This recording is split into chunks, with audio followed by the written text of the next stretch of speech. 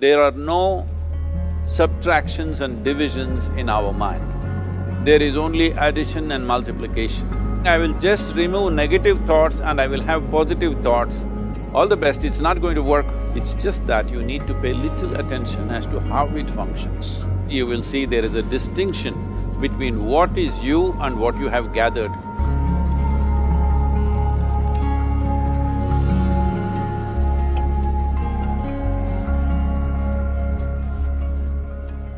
Well, see the way the question is asked and also the way normally it's addressed is, people think there is something called as negative thought and positive thought.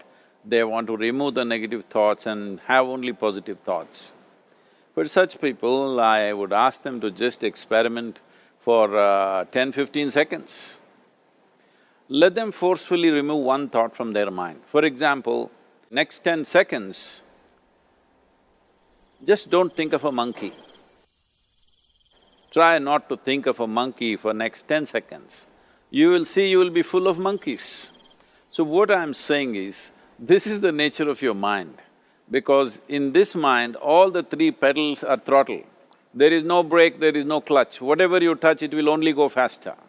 In this kind of mind, people have been taught from moral teachers and religious teachers, do not think about bad things. Well, since then it's been a full-time job.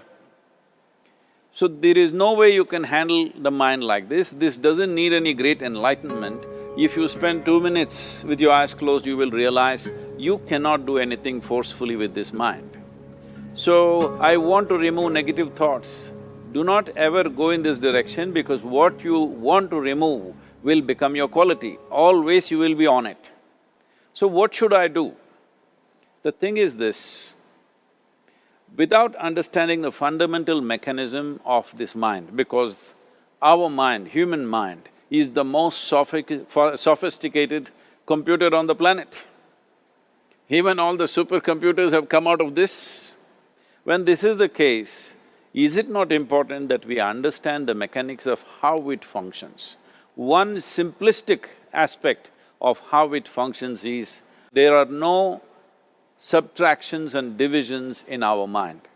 There is only addition and multiplication. If you try to do something with it, it will say one more. If you try hard, it will multiply into many more. In this mind, you don't try to identify what is positive, what is negative and try to remove it. First of all, one needs to understand, this mind of yours, this body of yours is supposed to serve you. The life that you are is important. Body and mind are vehicles that must serve us. If you sit in a vehicle, it must go where you want to go. If it goes to its own destination, what is the point of such a vehicle? It's just a nuisance. Right now, most human beings are unfortunately experiencing this fantastic possibility of human mind as a nuisance, as a troublesome thing. Well, this is the most beautiful thing you have. It's just that you need to pay little attention as to how it functions. One simple thing is this. First and foremost process is, that's why we put out this process called Isha Kriya. This is to distance yourself from your physiological and psychological process. There is something called as you which exists. This is not a composite of all your thoughts and emotions and physiological processes. Beyond that, there is you. If you close your eyes, even if you cannot see anything, you're still there. It is through the window of your eyes that you're looking out, but if you close your eyes, it doesn't mean that you don't exist, you still exist. So beyond your thought, you still exist, beyond your emotion, you still exist. So that you, the life that you are, this has to come into your experience. Why is it that you're not allowing that to come into your experience, which is the most significant aspect of who you are? Who you are right now, the most significant aspect is, you and me are alive right now, this is it. What I'm thinking, what you're thinking is not the important thing.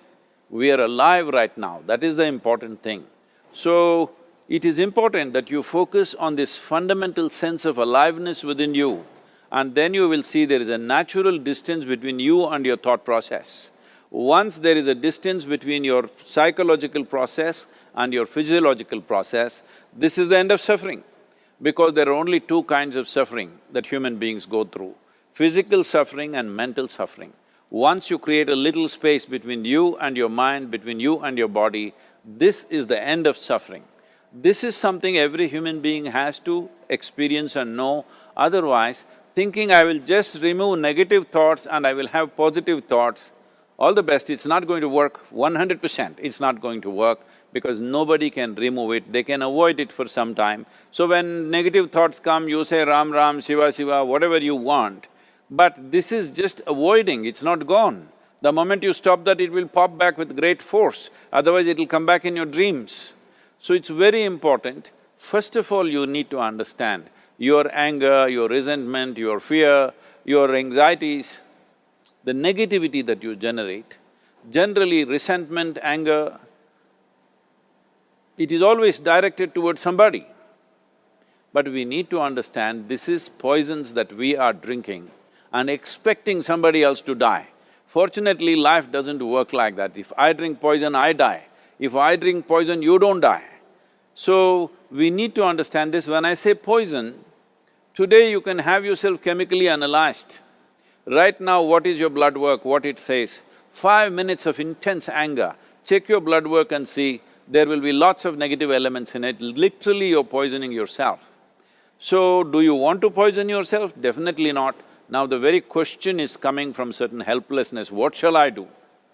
Don't do anything, just sit back and just concern yourself with something which is a life process. Maybe your heartbeat, maybe your breath, maybe just a sensation of being alive. Depending upon how sensitive or how perceptive you are, accordingly, find something. It could be a sensation in the body, it could be breath, it could be heartbeat, it could be anything, something which indicates life to you. Just pay attention to that for some time. Slowly you will see there is a distinction between what is you and what you have gathered, which includes both your physiological and psychological possibility or mess, whatever you made out of it.